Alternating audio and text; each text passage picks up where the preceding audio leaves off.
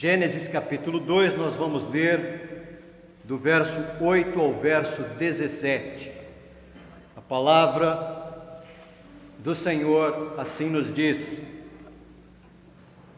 E plantou o Senhor Deus um jardim no Éden, na direção do Oriente, e pôs nele o homem que havia formado. Do solo fez o Senhor Deus brotar toda sorte de árvores, agradáveis à vista e boas para alimento, e também a árvore da vida, no meio do jardim, e a árvore do conhecimento do bem e do mal. E saía um rio do Éden para regar o jardim, e dali se dividia, repartindo-se em 4 braços. O primeiro chama-se Pison, é o que rodeia a terra de Havilá, onde há ouro. O ouro dessa terra é bom, também se encontram lá o bidélio e a pedra de ônix. O segundo rio chama-se Quion, é o que circunda a terra de Cuxi.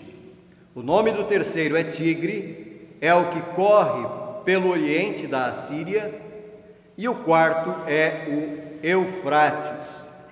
Tomou, pois, o Senhor Deus ao homem e o colocou no jardim do Éden para o cultivar e o guardar. E o Senhor Deus lhe deu esta ordem: de toda a árvore do jardim comerás livremente, mas da árvore do conhecimento do bem e do mal não comerás, porque no dia em que dela comeres, certamente morrerás. Oremos.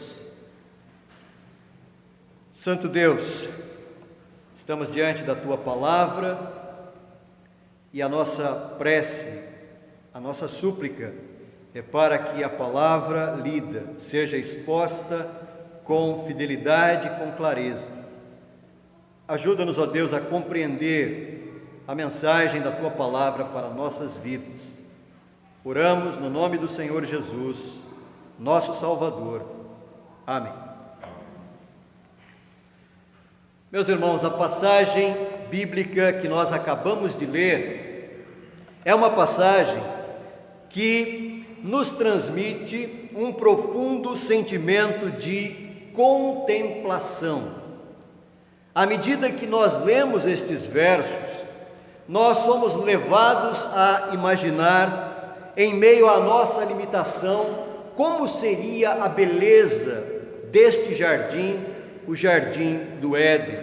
O texto nos apresenta aqui muitos detalhes a respeito desse jardim, detalhes incríveis, mas que nem sempre nós percebemos em uma leitura rápida, ou mesmo em várias leituras nesse início da Bíblia. Esse relato contém uma profunda riqueza em termos de ensino teológico. Por esta razão, nesta mensagem, o meu convite é exatamente para que juntos consideremos, com um olhar mais atento, os detalhes desta descrição sobre o Jardim do Éden, no capítulo 2 do livro de Gênesis.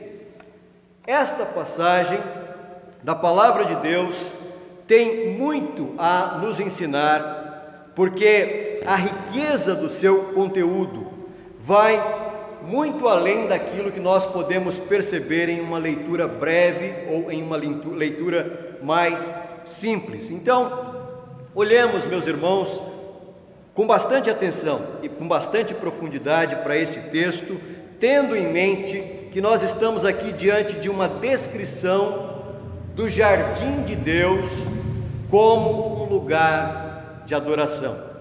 Em primeiro lugar, o jardim de Deus como lugar de adoração revela-nos o Deus pessoal. A partir do verso 8, a palavra de Deus nos diz: E plantou o Senhor Deus um jardim no Éden, na direção do Oriente, e pôs nele o homem que havia formado. O primeiro e importante detalhe dessa narrativa é a forma como o nome de Deus é apresentado aqui. O texto diz: e plantou o Senhor Deus. Se nós voltarmos para o capítulo 1 de Gênesis, nós vamos perceber que a narrativa da criação traz aqui de forma constante o nome Deus. Criou Deus e assim por diante. E na língua original do Antigo Testamento, que é a língua hebraica, a palavra usada no capítulo 1 é Elohim, Deus. O nome Elohim traz consigo a ideia da transcendente majestade de Deus como poderoso Criador. E isso está absolutamente em harmonia com o propósito do capítulo 1 de Gênesis, no qual nós temos aqui uma descrição detalhada da formação do universo em 6 dias, através do poder da palavra de Deus. Mas quando nós começamos a leitura do capítulo 2 do livro de Gênesis, nós notamos que a narrativa, ela muda o tratamento a respeito de Deus. Ela muda o foco também de um quadro mais amplo e geral para um quadro mais aproximado e centralizado na formação do homem, da mulher e do jardim. Então, antes do nome Deus, a partir do capítulo 2 de Gênesis, o nome Senhor aparece. Antes era apenas Deus, criou Deus os céus e a terra, formou Deus, etc. E então, a partir do capítulo 2, nós temos o Senhor Deus. E a palavra Senhor aqui na língua original, a língua do Antigo Testamento, que é o hebraico, é Yavé. E então nós temos aqui Yavé Elohim. E Yavé é o nome que corresponde ao fato de que Deus é um Deus pessoal. Ele é o Deus da aliança. E esta identificação, Yavé Elohim, ou Senhor Deus, que aparece aqui a partir do 2º capítulo de Gênesis, nos ensina que o Deus Criador, o Deus transcendente, majestoso, poderoso, autoexistente, que trouxe todas as coisas e todo o universo à existência, também é um Deus pessoal, que estabelece um relacionamento de proximidade com o ser humano, criado à sua imagem e semelhança. Agora veja o que mais o texto nos diz: e plantou o Senhor Deus um jardim. O Criador, que trouxe à existência o universo com toda a sua imensidão e perfeição, o Criador que criou os céus e mares e todos os seres vivos, que formou o ser humano com toda a sua complexidade biológica, esse Deus onipotente plantou um jardim. E o contraste que o autor coloca diante de nós aqui deveria nos deixar extremamente impressionados. Por um lado, nós temos a transcendência de Deus como Criador, e por outro lado, também vemos a imanência ou a proximidade como o Deus que se relaciona com a sua criação. O Deus que disse haja, no capítulo 2, planta um jardim. A palavra de Deus é haja, venha à existência. Mas o capítulo 2 focaliza em um gesto mais próximo. Plantou o Senhor Deus um jardim no Éden. Ele criou todo o imenso cosmos que reflete a sua grandeza e a sua eternidade, e ao mesmo tempo ele dirige a sua atenção a um pequeno jardim e ao homem. Ele criou toda a terra, e então ele dedica o seu cuidado especial a um jardim, um limitado espaço geográfico em toda a imensidão da sua criação. E a palavra jardim aqui é uma palavra que traz a ideia de uma área demarcada e bem delimitada, envolvida de grande beleza natural. Portanto, o jardim se apresenta aqui como um símbolo de bênção.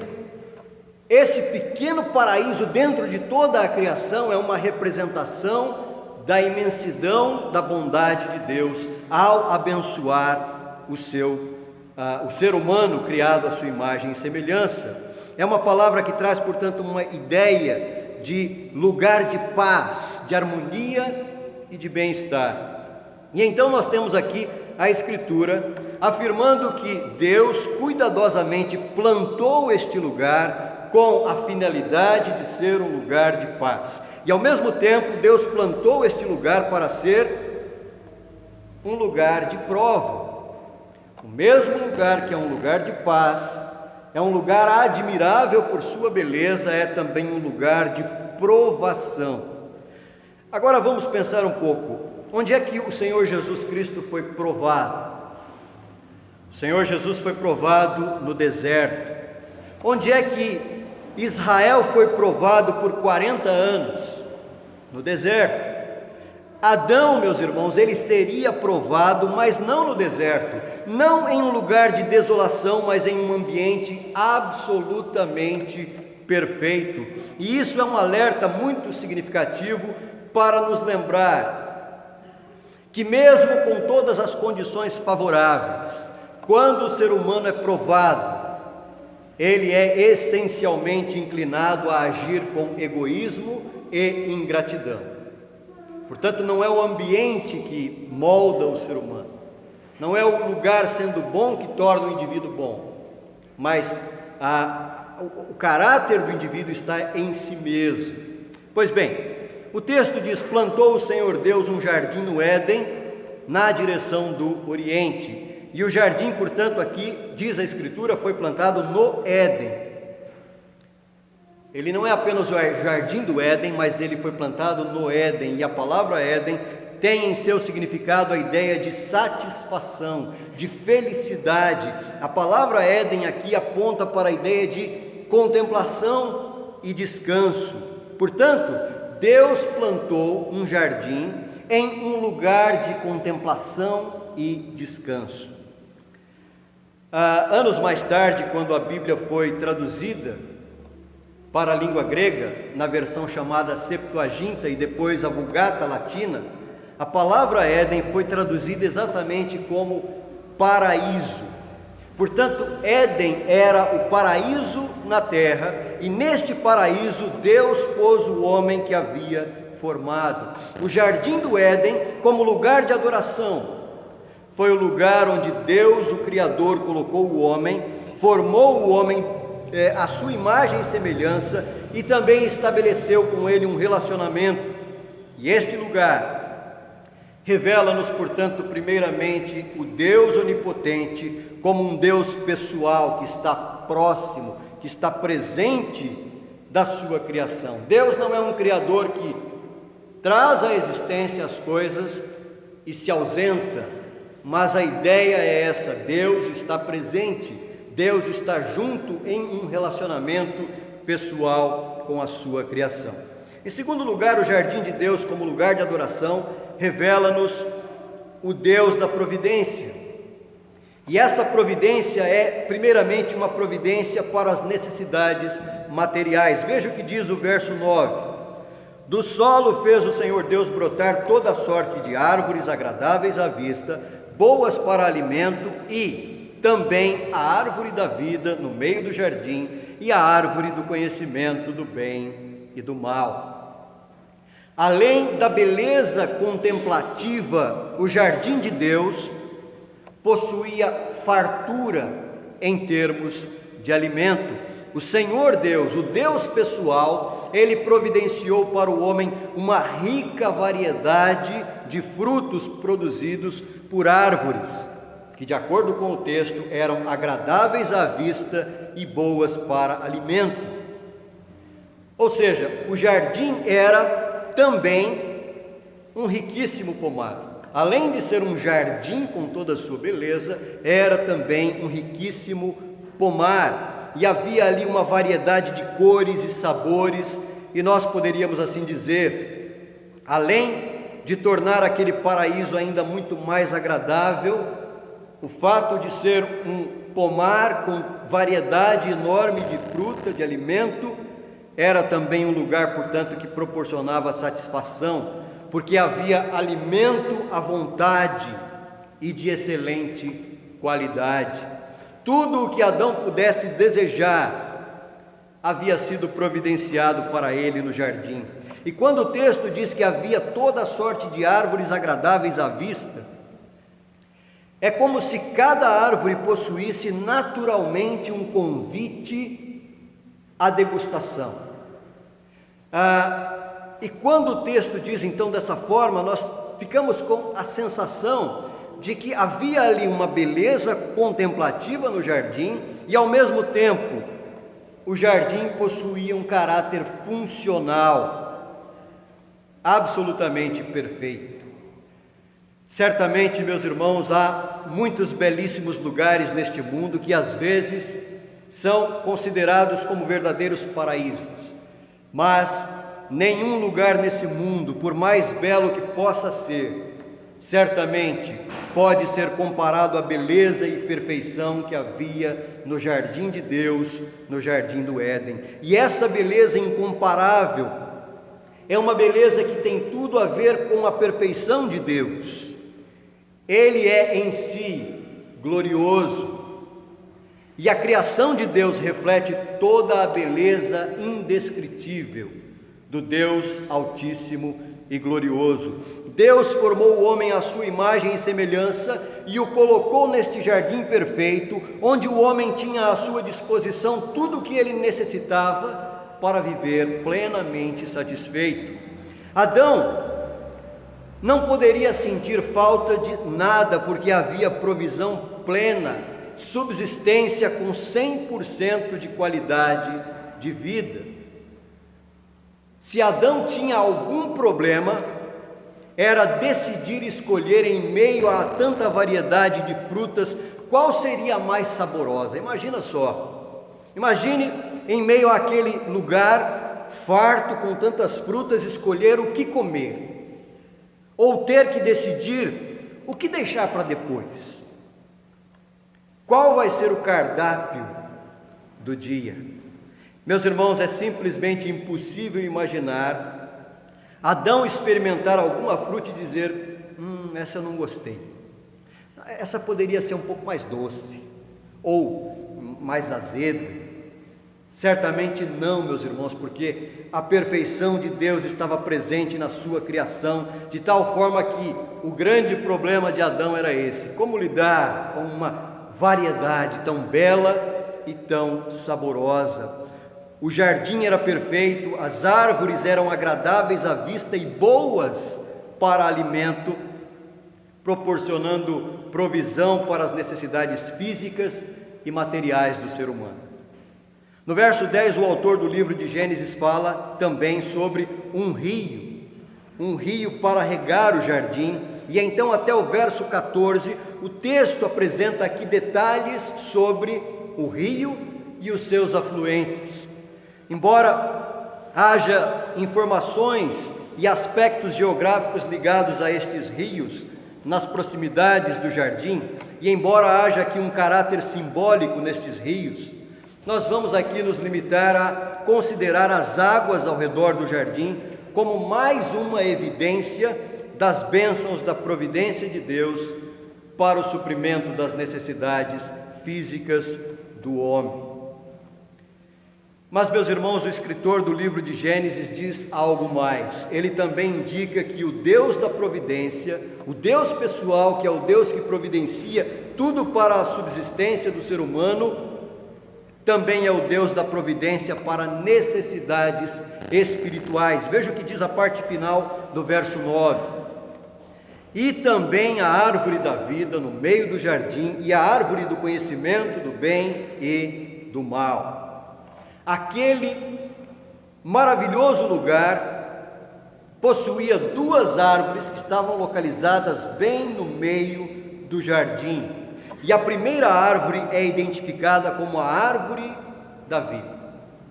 O próprio nome da árvore já nos transmite algo agradável. Esta é a árvore da vida. Provavelmente a ideia aqui é a árvore que concede vida, a árvore que dá vida. De acordo com o teólogo Gerhardus Voss, um teólogo que nasceu nos Países Baixos e viveu nos Estados Unidos entre a primeira metade do século XIX e a segunda metade do século XX, ele fala que a árvore da vida representa a vida mais elevada, chamada de vida eterna. E o Gerhardus Voss, na sua obra Teologia Bíblica do Antigo e do Novo Testamento, ele faz essa observação: a árvore estava associada com a exaltada, imutável vida eterna a ser assegurada mediante a obediência durante o período de provação. Depois que o homem estivesse certo de ter obtido a vida mais elevada, a árvore teria sido de modo apropriado o meio sacramental para comunicar essa vida mais elevada. Portanto, a ideia aqui seria que a vida representada na árvore da vida corresponde à vida além do fôlego da vida que Deus soprou nas narinas do homem ao formá-lo do pó da terra. Agora, é importante nós entendermos, meus irmãos, que esta árvore, ela não produzia nenhum fruto mágico. A árvore da vida é essencialmente um símbolo da graça de Deus ao homem no meio do jardim. Ela é exatamente uma representação da providência de Deus para as necessidades espirituais do homem. E além disso, a Bíblia não nos oferece aqui maiores detalhes sobre esta árvore. Tudo o que vier além disso é especulação. A descrição aqui é exatamente uma descrição bem limitada. Não há no texto qualquer especificação sobre a sua função, até porque o seu próprio nome já aponta para o seu propósito. Ela é a árvore da vida. A árvore representa a vida que procede do autor da vida. Por esta razão, o texto imediatamente informa que além da árvore da vida no meio do jardim, havia também uma outra árvore especificada como a árvore do conhecimento do bem e do mal. Esta árvore não representa apenas a árvore através da qual se poderia adquirir conhecimento sobre o bem e o mal, mas o que estaria representado nesta árvore seria a ideia de autonomia do homem em relação a Deus. O apelo, a possível provação presente aqui nesta árvore seria a de que ela proporcionaria independência de Deus. A árvore do conhecimento do bem e do mal. Bem e mal são conceitos presentes através do Antigo Testamento e que estão relacionados com a ideia de capacidade de discernimento.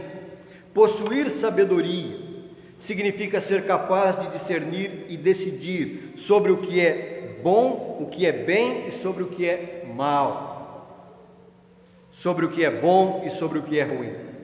Então aqui nós temos a árvore do conhecimento do bem e do mal, e ela foi colocada no meio do jardim como um teste. Ela representa uma prova para o homem no jardim. O princípio desse teste era lembrar ao homem que ele era criatura e que deveria preservar o relacionamento com o Criador, conforme ele estabeleceu, através de obediência. Esse era o teste. A árvore tinha essa função principal. A árvore do conhecimento do bem e do mal era uma árvore para testar a obediência do homem. E a prova consistia em permanecer com o conhecimento do Criador ou rejeitar o conhecimento de Deus e buscar conhecimento em si próprio. Adão estaria contente com o que Deus deu a ele? Ou será que faltava alguma coisa para o homem? Estaria Adão contente com o que Deus deu ou Adão queria mais? Esse talvez seja o grande problema de todos nós, ou de muitos de nós. Será que nós estamos contentes com o que Deus nos deu? Ou será que também queremos algo mais? Estaria Adão contente em viver sob o senhorio de Deus, sob a autoridade de Deus e ser dependente dele como uma criança? que depende de seus pais para orientar e discernir entre o bem e o mal? Ou Adão optaria em conquistar a sua independência, tomando do fruto da árvore do conhecimento do bem e do mal? O jardim de Deus, como lugar de adoração, revela-nos, primeiro, o Deus pessoal que se relaciona conosco, o Deus da providência, porque Ele supre as nossas necessidades físicas e materiais, bem como as necessidades espirituais, porque Ele mesmo é fonte de vida. Em terceiro lugar, o jardim de Deus, como lugar de adoração, revela-nos o Deus justo e bondoso. Então, entre os versos 10 a 14, nós temos aí uma espécie de um interlúdio, falando sobre os rios que eram ali bem conhecidos dos leitores para quem o livro foi primariamente destinado. São rios importantes, especialmente o rio Tigre e o rio Eufrates. E então Moisés faz referência aqui à formação do jardim e menciona as duas árvores no meio do jardim, e então ele deixa o assunto das árvores por um momento para falar dos rios. E aí, a partir do verso 15, ele volta ao tema do homem no jardim e volta a falar sobre as árvores. Nos versos 15 a 17, nós vemos aqui que o Senhor não apenas plantou, Ele não apenas plantou um jardim, não apenas colocou o homem no jardim, mas o Senhor estabeleceu regras no jardim. Deus plantou um jardim, colocou o homem no jardim e Deus estabelece regras, critérios para a administração daquele jardim. E o homem recebeu tarefas a serem desenvolvidas no jardim. É isso que diz o verso 15: tomou, pois, o Senhor Deus ao homem e o colocou no jardim do Éden para o cultivar e guardar. O verso 8 já nos trouxe a informação de que Deus colocou o homem no jardim, mas agora a ideia aqui é um pouco mais diferente, porque o texto agora ele fala de algo mais específico, e no original o verbo aqui ele também é diferente, né? O verbo aqui que é colocar ou pôr, colocou no jardim ou pôs no jardim o homem, ele muda um pouco nessa segunda situação, porque o verbo aqui traz uma ideia de descanso. A ideia é mais ou menos a seguinte: tomou, pois, o Senhor Deus ao homem e o conduziu a descansar no jardim. Qual é o significado de descanso? No início desse capítulo 2 de Gênesis, a Bíblia nos fala sobre o descanso, e havendo Deus terminado no dia 7º a sua obra que fizera, descansou nesse dia de toda a sua obra que tinha feito, e abençoou Deus o dia 7º e o santificou, porque nele descansou de toda a obra que como Criador fizer. O descanso será no futuro, em relação ao jardim, um tipo de alvo presente na promessa de Deus para o seu povo. O que é que o povo de Deus busca na sua jornada em direção à terra prometida? Descanso. Qual é o anseio do povo sob o governo de Davi e de Salomão? Descanso. A promessa de Deus para a igreja no Novo Testamento continua sendo a mesma promessa de um descanso na cidade da qual Deus é o arquiteto e edificador. Portanto, o que Deus faz aqui é colocar Adão no jardim, conduzindo-o ao descanso, e indica que o jardim é a primeira terra da promessa, a terra do descanso, a terra da paz, da prosperidade e da proximidade com Deus. Agora veja, descanso, meus irmãos, diferentemente daquilo que nós estamos acostumados talvez a pensar, descanso não é ociosidade. Deus colocou o homem em um lugar de descanso e deu a ele tarefas primordiais: cultivar e guardar o jardim. Deus deu ao homem um serviço produtivo, cultivar, e um serviço administrativo, guardar. Isso significa que o jardim precisava ser tratado, edificado e preservado. O homem deveria zelar pelo jardim e guardar o jardim, ou seja, preservar e proteger. E por que razão? Porque mais cedo ou mais tarde, o inimigo viria para tentar destruir o jardim. Por isso ele tinha que cultivar e guardar o jardim. O inimigo viria em algum momento para tentar destruir o jardim. E essas tarefas aqui são tarefas que, posteriormente no livro de Números, elas serão responsabilidades de quem? Dos sacerdotes. Os sacerdotes, tanto no tabernáculo quanto no templo, eles teriam funções de edificação do templo e responsabilidade de guardar a fidelidade no culto de Deus. Portanto, o jardim não é apenas um lugar de cultivo, de atividades culturais, mas também é um lugar de culto. Adão é tanto um rei que administra, quanto um sacerdote que tem que cuidar da responsabilidade espiritual presente no jardim. O jardim não é apenas um lugar de cultivo, mas é um protótipo do templo. Ou talvez seja melhor dizer que o templo seria uma reprodução arquitetônica do jardim. O homem, deste modo, não apenas era o vice-regente da criação ou o rei da criação, mas também o sacerdote responsável por zelar do culto a Deus. Então, no verso 16 nós vemos aqui a generosidade graciosa de Deus para com o homem, porque Ele deu ao homem a função sacerdotal para que ele guardasse o jardim como um lugar de adoração. E o Senhor Deus lhe deu esta ordem: de toda a árvore do jardim comerás livremente. Esta é a primeira parte deste mandamento de Deus, em que Ele comunica toda a sua generosidade e bondade. O homem recebeu a ordem de alimentar-se de todas as árvores do jardim. Essa é a primeira regra.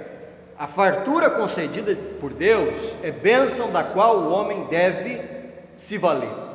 De toda a árvore do jardim comerás livremente. Então, na sequência, nós temos aqui o que? Uma restrição. A regra do jardim. A única proibição: mas da árvore do conhecimento do bem e do mal não comerás, porque no dia em que dela comeres, certamente morrerás. Meus irmãos, essa é uma ordem bem simples e bem clara, bem objetiva. Adão não precisaria fazer nenhum curso de teologia para compreender essa sentença. Entre milhares de árvores e tanta variedade, a restrição era simples: uma única árvore. De todas as árvores comerás livremente. Adão, tudo isso aqui é seu, aproveite, seja abençoado, aqui não te falta nada. Então a regra é essa: de uma única árvore você não deve tomar do seu fruto.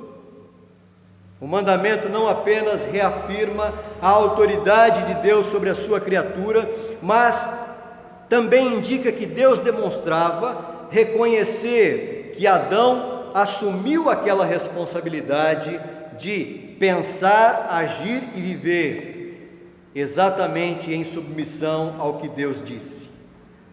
O Deus justo e bondoso toma a iniciativa de estabelecer um relacionamento pactual com o homem, criado à sua imagem e semelhança, estabelecendo os termos da aliança caracterizados por bênção, e essas bênçãos já estavam presentes no jardim, estabelecendo uma parceria com o homem na administração do jardim e exigindo dele a responsabilidade de obediência, que seria, em última análise, um gesto de adoração e gratidão.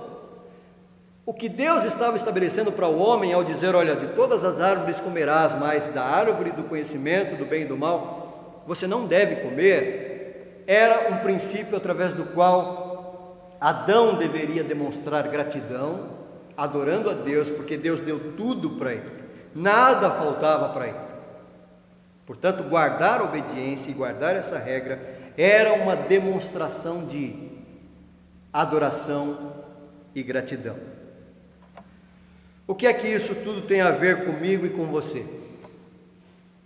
Todos nós, meus irmãos, vivemos neste mundo, todos nós que viemos a este mundo, nascemos com a responsabilidade essencial de pensar, agir, viver e servir a Deus em adoração como nosso Criador. Não há um único ser humano que venha a este mundo e que de algum modo esteja isento desta responsabilidade.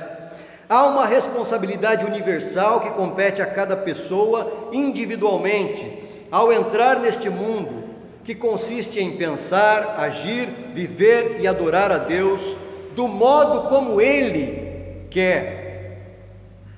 Deus é absolutamente Senhor sobre cada uma das áreas da nossa vida. Por isso, somente Ele pode dizer exatamente a cada um de nós o que é que nós devemos pensar, como devemos agir, como devemos viver e como devemos o adorar. Um dos pontos-chave para compreendermos as narrativas de Gênesis capítulos 1, 2 e 3 é a ideia de autonomia e independência de Deus. Do mesmo modo que Adão e Eva foram colocados no jardim para serem totalmente dependentes de Deus, nós também recebemos de Deus o dom da vida para sermos inteiramente dependentes dele.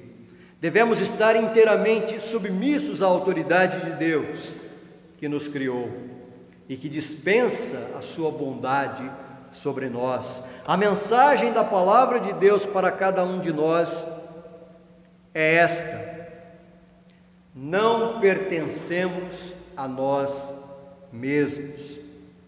Nós não pertencemos a nós pertencemos a Deus que nos criou, e Ele quem possui autoridade para dizer para você e para mim o que é que nós devemos fazer e o que é que nós não devemos fazer. Por outro lado, o Deus que é Senhor é o mesmo Deus que dispensa toda sorte de bênçãos sobre a sua criação. O Deus da Bíblia é o Deus de generosidade e rico em bondade para com a sua criação. Deus é bom para conosco e muito mais do que nós merecemos. Ele é o Deus pessoal que entra em aliança conosco e se relaciona conosco. Ele é o Deus da providência que supre cada uma das nossas necessidades materiais, bem como cada uma das nossas necessidades espirituais. O Deus justo e bondoso que nos concede a vida e toda sorte de bênçãos. E toda a bondade de Deus se revela na pessoa e obra do Senhor Jesus Cristo, por meio de quem recebemos a promessa da árvore da vida no paraíso de Deus. É isso que o Senhor Jesus Cristo diz à igreja de Éfeso, no capítulo 2 de Apocalipse: ao vencedor, dar-lhe-ei que se alimente da árvore da vida que está no meio do jardim. A certeza da vida eterna em razão da aliança da graça, através da qual somos recipientes das bênçãos, decorrentes da obediência do Senhor Jesus, que a si mesmo se entregou, se ofereceu como sacrifício para a nossa redenção. Meus irmãos, que nós possamos reconhecer a bondade de Deus e o adorar com obediência e submissão à sua vontade, buscando agir, buscando fazer a sua vontade e viver na sua presença para a sua glória. Que nós possamos ser adoradores, gratos a Deus por sua infinita e imensa bondade. Amém.